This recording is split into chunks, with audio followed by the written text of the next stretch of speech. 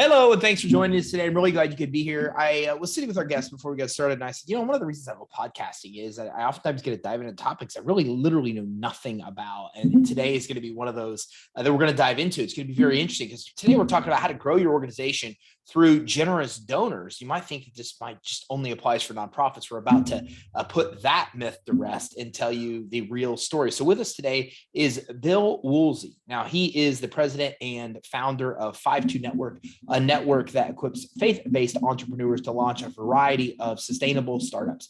Now, Bill actually began leading FiveTwo Network full-time in 2015 when the network launched StartNew. It's Mother Teresa meets a friendly Mark Cuban training process that helps entrepreneurial leaders to grow their dreams into ministries, nonprofits, and faith-based businesses as well. Now, over the past decade, Bill and his team have been able to make an eternal difference for communities in financially sustainable ways, to helping their clients produce new and renewed homeless shelters, mobile medical clinics, churches, sports ministries, preschools, single mothers groups, recovery ministries, and coffee shops as well. Now, Bill is also the author of 7 Steps to Start, a practical how-to book written from a front row seat of over 30 years of startup experience. Bill, thanks for joining me today.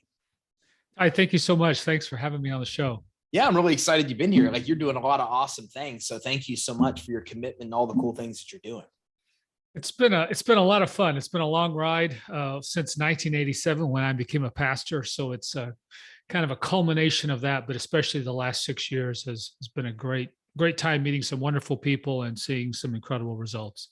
Yeah, it looks like you're getting incredible results and making a lot of differences to a lot of communities. One of the things that I thought was interesting looking through a lot of your stuff was, this thing about, and I'm looking here at like donative income. So, for example, we think about nonprofits, but why would a for-profit business really want to have donative income? Like, what is this? What can this mean to a regular business? Yeah, so you're seeing this at times in socially aware companies. So they're for-profits, but they realize that the younger generations are very cause-driven, very community-focused. And so to have a for-profit that would also make a difference in the local space, you might say, or in the global space arm, it really appeals to a person's heart and their own sense of making the world a better place. So you'll see for-profits, either they'll start a foundation or they'll have some type of a nonprofit entity. Now, obviously, those are distinctly different corporations, but there's going to be some kind of connection there, probably from a polity standpoint, from a influential standpoint, so that they're running in the same track. And it helps make a difference. I mean, large corporations have done this for a long time, where they'll allow their employees to designate charitable gifts, right? Charitable dollars from that corporation to those entities. This is just another expression of that. So what's the beginning process? How does a company like this go to actually get something like it launched, get it off the ground? So a for-profit would do it, or how a nonprofit would do it? We'll talk about both, but let's talk about for-profit, because what I like this idea that as we see younger generations, the idea of doing things for a good cause makes sense. So we start to see more businesses that actually do just that. But what I find is a lot of businesses have that generosity mindset. They just don't even know where to get started. So for-profit businesses, Let's start there. Like, how do they get started down this road? Well, I would first of all just get started with who your staff is. So I would ping them. I would invite them, say, hey, this is let's just say you're the founder for this discussion. You say, this is something I feel strongly about. I want to be generous in our community. I'm looking to you. Where should we be generous? And then you could take the approach that you'll see in an Exxon or a Mobil that would say, okay, we're going to let you designate a portion of our gifts and let the employees vote for that. Or you as a founder may have established certain values in your company that you want that generosity to stand for. And then it becomes, you might do some culling of those opportunities or those local instances. But I would start with where you are. I would start with the people who call your company home, and I would drive it from there.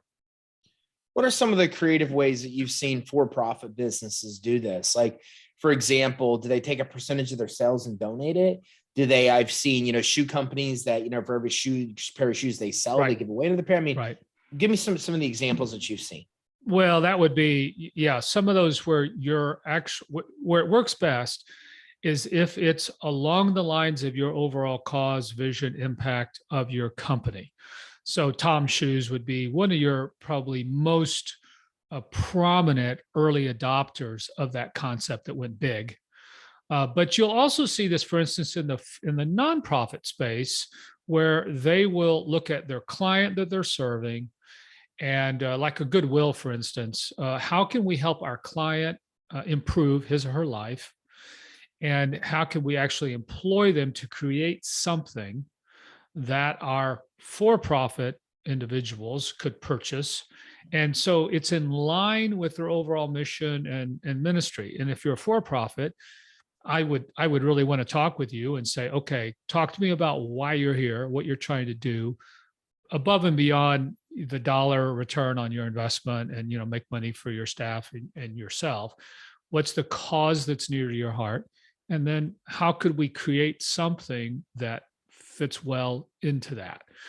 I think that the downside of a for-profit doing this is that it can become manipulative, and it can appear that I'm just trying to grab somebody's heartstring, but at the end of the day, it's going to bring me another buck.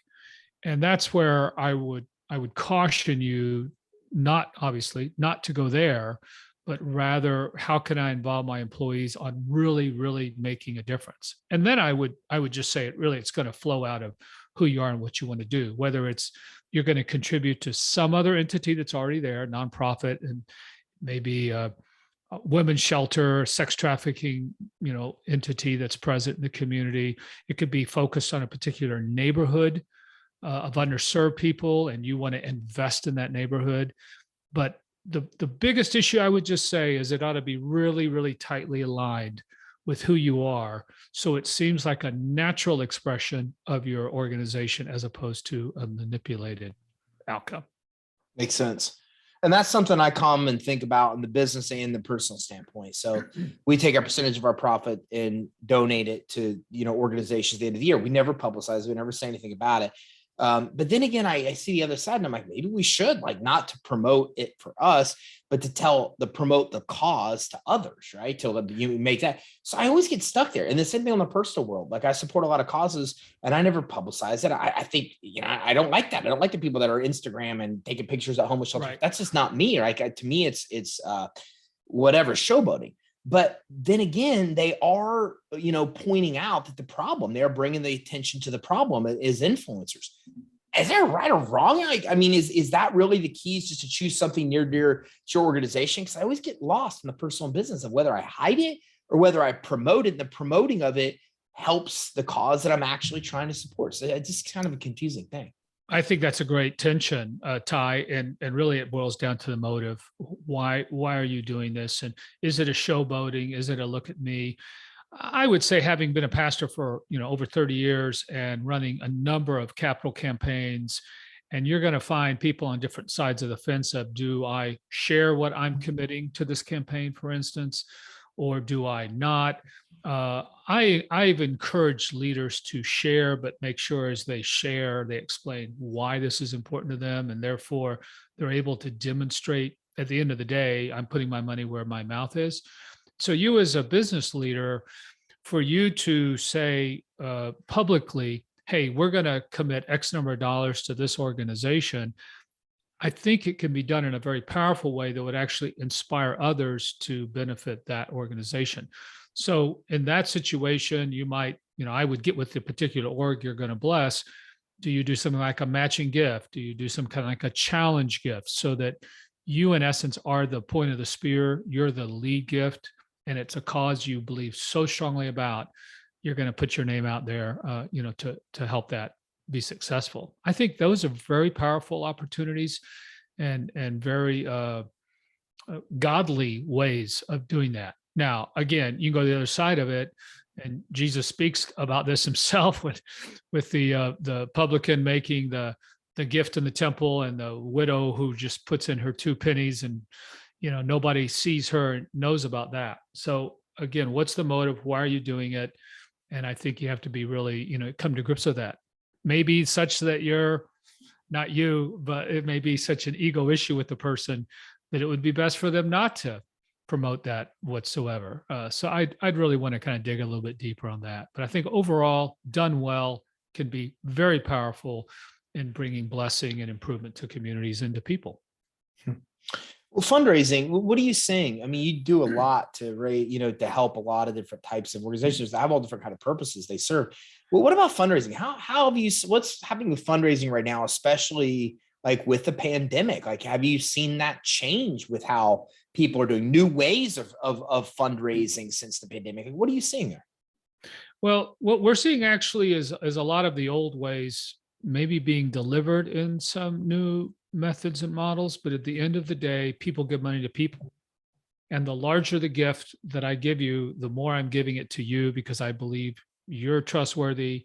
I believe what you want to do with it, and I believe that you'll pull it off. Okay. So when we work with nonprofits, churches, whatever it may be, and helping them raise dollars and position themselves for that purpose, we remind them that once you break glass, in other words, once you fail to do what you say you're going to do, it's very hard to repair that glass. So you want to be of integrity throughout the whole process.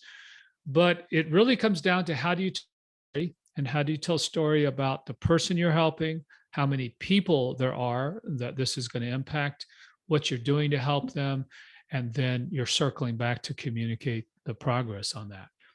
So when you take that story aspect of things, you can deliver that virtually, you can deliver it through video, you can deliver it. Obviously, video is very powerful. It's helping me see, not just hear what you're saying.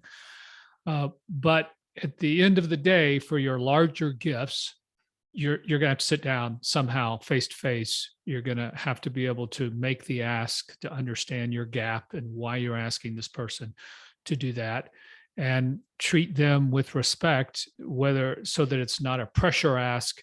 It's an invitation to participate in a cause that they believe in, and through your organization, they can make an ROI on their gift in a way they couldn't do it in some other organization. You touched on something really important, which I think is story and the importance of story. And it makes me think about, what works best when you're really trying to, let's say you're launching a charity, launching an effort to raise funds. And it's interesting because I have a friend down here that runs an organization called I Matter Too, and it's the most neglected kids that she helps. But the reality is, when you donate to our organization, there's no award, there's no thank you, there's no feeling of like you accomplished something. Then you remember, like back in the day, like the commercials where they're like the kids from the other country, right? And it's like, hey, you can adopt and pay so much a month, and then you're helping. And that seemed really strong to me because like I can relate, right? Like now there's somebody that I'm responsible for. Like I see that I'm making a difference in that person's life. So I wonder, is there, from your experience, is there more effective ways than others? Obviously, story, from what you said, ties an important put in, but what other kind of things do you think are effective or not as effective when it comes to these things being successful? Yeah, you mentioned really the model you're describing, a World Vision model, Compassion International type of model, where I'm giving dollars and I can see the child or individual that I'm actually helping. It's almost a transactional thing that's happening there, but it's for a good cause. And what they have done effectively, and I would just say in general, if it fits with the confidentiality issues, because in some of those situations, you're going to have confidentiality, Sure. right? And I'm not going to be able to tell who that money goes to, but it's not appropriate. But when possible, the closer you can get my gift to the person that I'm actually helping, then the more effective it is in letting me see the value of that gift. Okay. The higher the trust I have in the organization, the less necessary that is. So it may be, again, one of the sex trafficking ministries that we helped launch out of Detroit. There's a lot of trust in her as the executive director. There are stories she can tell, but there are also stories she can't tell. And so she's going to be involved in that. But there's a high trust in her. She was a former police officer. She brings street cred to the game. And that makes that more palatable. But generally speaking, show me the person I'm going to impact with my gift.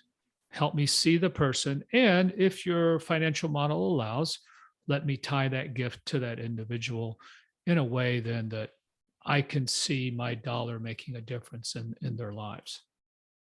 Yeah, I love that. And I've been reading some things interesting enough that not related to this, but it's very similar that, people make decisions on how they feel. And it's one of those, do you feel good or bad? When you're talking about the problem in general, people that need help, you usually are in like a negative state. But if you're thinking about helping an individual, like you're describing, that almost is the exact opposite to positive stakes. I feel like, I'm immediately touching that person and helping. So that's really powerful that you say that. What else? And generosity, let me just piggyback on what you just said. There is a sociological connection, scientific connection between generosity and joy.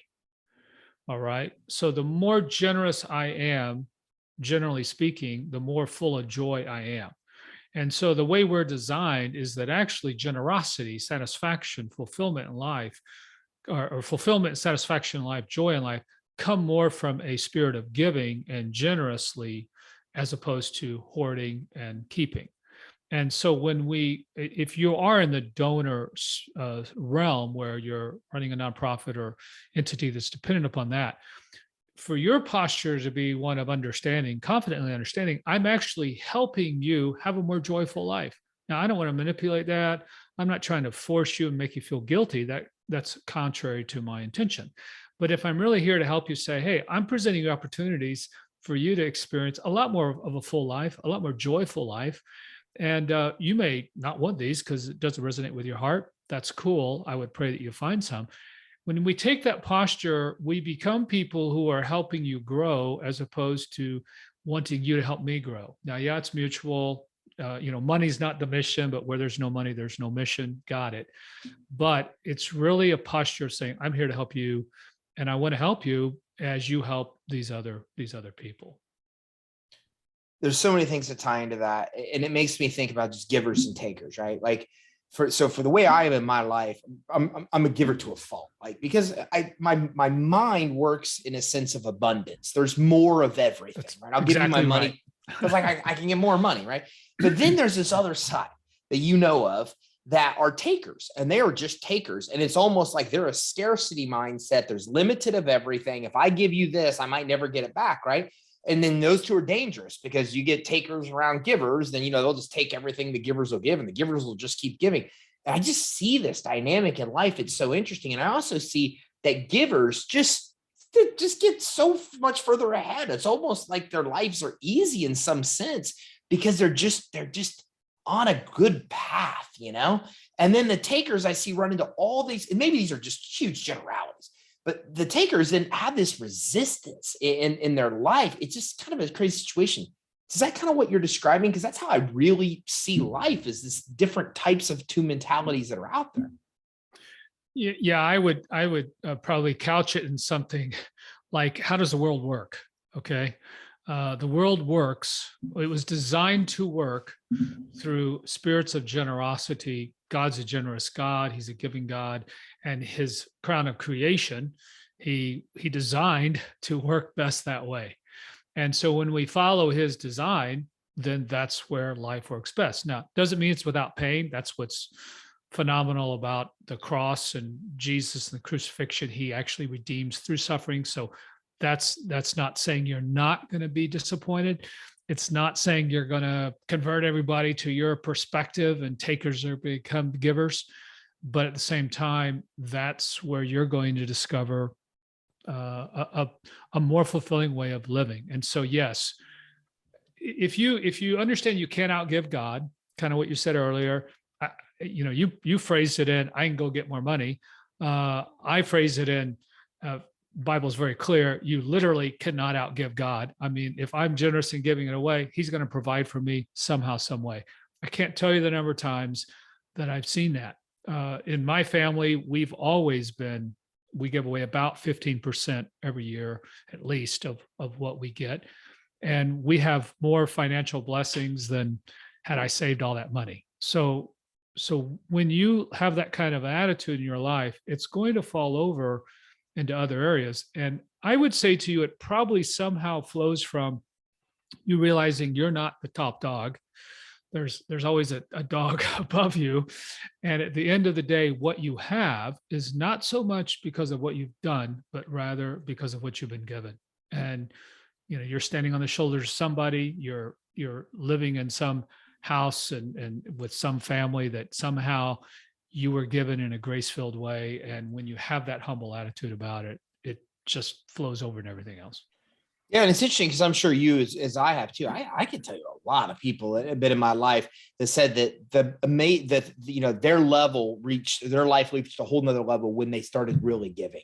That when they really got into a giving mode and started giving away large amounts of their wealth, whatever it may be, that's when it's like the dam broke, and they got even more abundance of whatever it is they're able to turn and give away.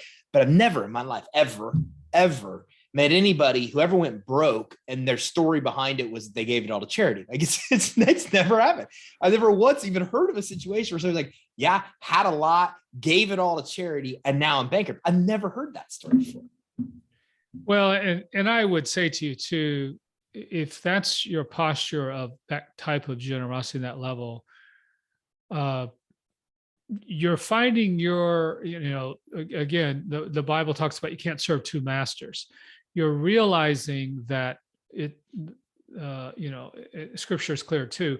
It's the love of money that's the root of all evil. It's not money itself. It's your posture towards money. It's your position towards money. And so if you're able to give it away, you realize it's not the end game. It is important in a consumer society, a capitalistic society. It is critical, it's how you buy food, et cetera, et cetera. But if the God who designed it all and created it all and says, you're worth a more value than a sparrow, then there's a trust factor there that I can be generous.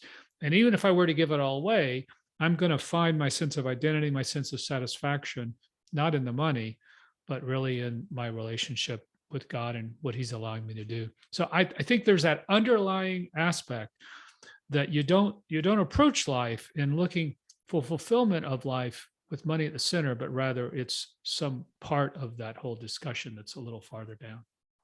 Other suggestions on things you could do to get others around you, including within your organization, behind the cause that you support?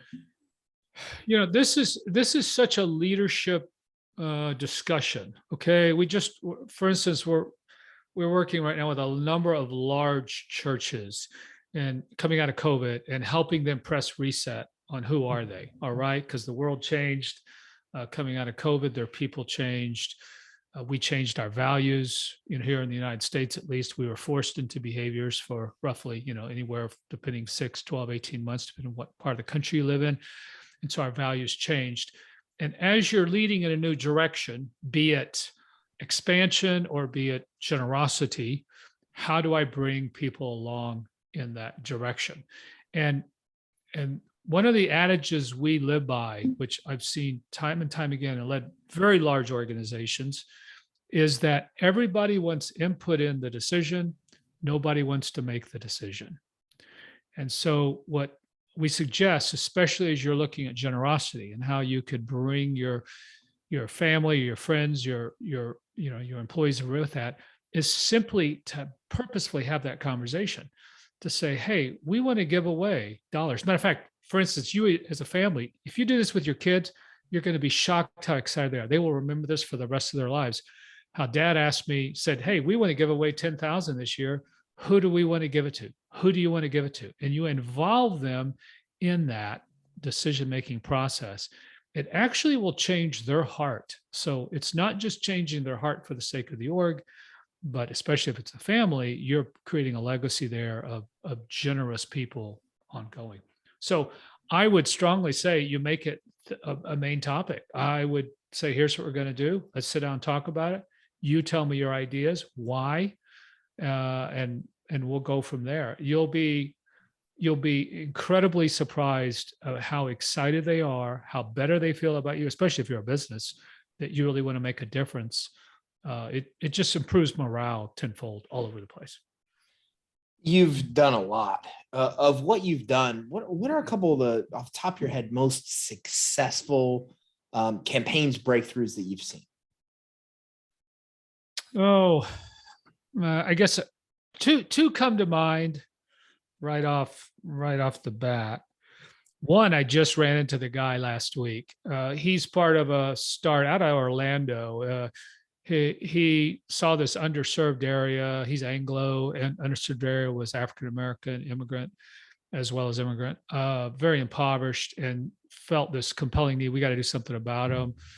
We have a whole process we take startups through that help them be successful, and through that whole process, he decided to build a team out of the community itself. So here's a white guy, African American leadership team, and basically said, we want to turn this over. I want to take my idea, help you launch it, turn it over to you, but we want to partner with you ongoing.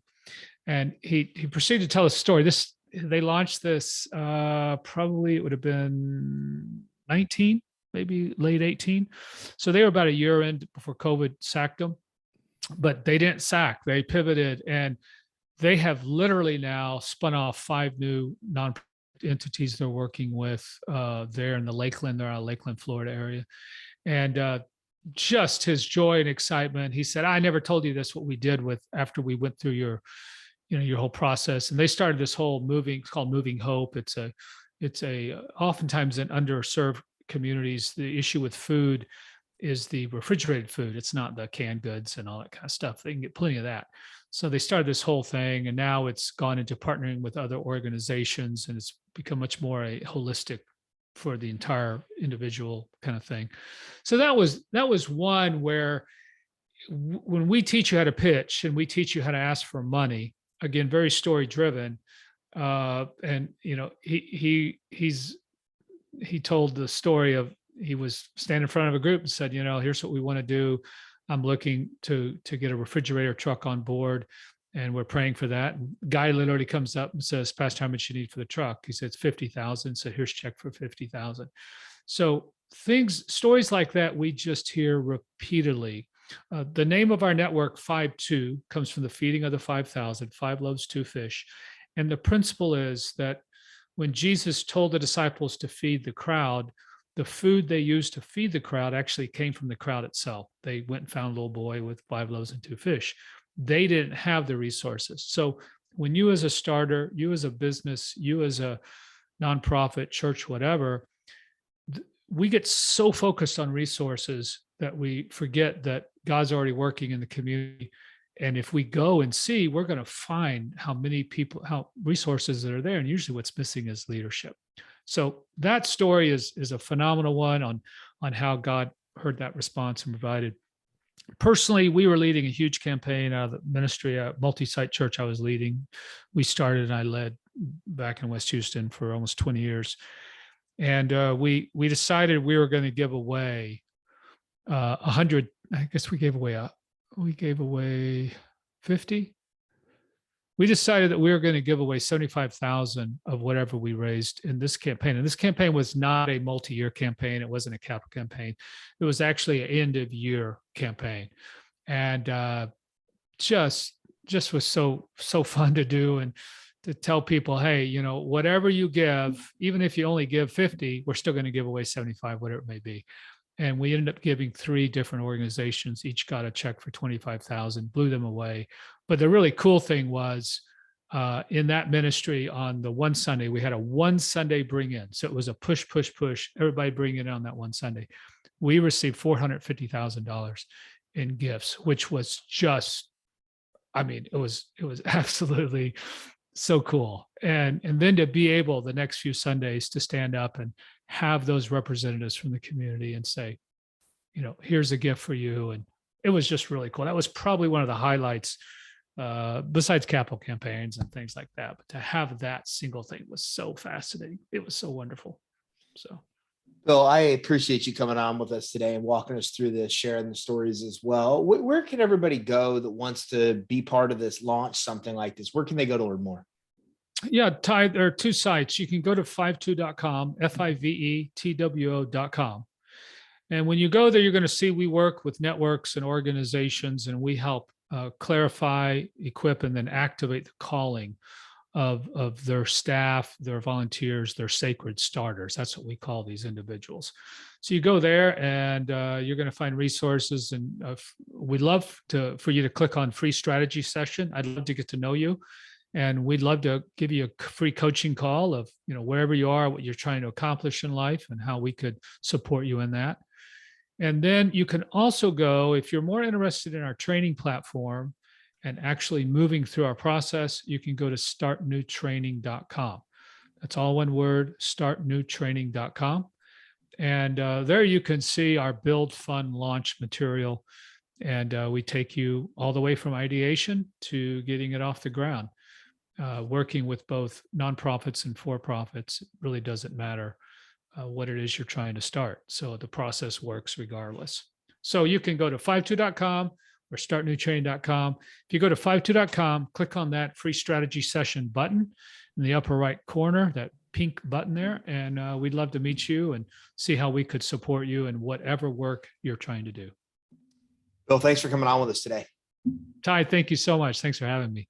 So listen, if you're watching this, I hope this touched you. This is so important. If making money and doing the things we do as entrepreneurs, it just doesn't serve as much of a purpose if we don't really get to see that money put back to helping people, and a lot of the most successful entrepreneurs I know are they're givers. We have abundance mentalities. But again, if we hoard this, if we try to keep it, if we try to use it to do things for ourselves or buy things, and we just lose the purpose. And our lives are so much easier and so much more rewarding when you really get to live the other side and help others. And if you want to learn more, there's a couple things you could do. First of all, go to FiveTwo.com. That's FiveTwo.com. Ton of stuff here, including success stories, including a lot of resources here that you're able to go through as well. But while you're here, the most important thing to do is hit free strategy session button at the top right, which is pink. I'm colorblind, thought it was blue. Bill told me it was pink. So you should go look yourself. If you want to see what a colorblind person sees that they see looks like blue and it's pink, you need to go to FiveTwo.com, top right of the page, hit that button. Now, the second thing you want to do is go to StartNewTraining.com. And StartNewTraining.com is where you're able to access a course that's where you can basically do this with your organization. You can do this for your business, and everything you need is in this course. And you can click a button that I think is green. It could be yellow. That's why I want you to go see for yourself. By clicking take the course, you can get started right there to take the course to be able to implement this in your organization. So make sure you go to FiveTwo.com. Make sure you go to StartNewTraining.com and make a difference in your community and the lives of others. Thanks for tuning in. Make sure you visit FiveTwo.com and StartNewTraining.com. Have a great day.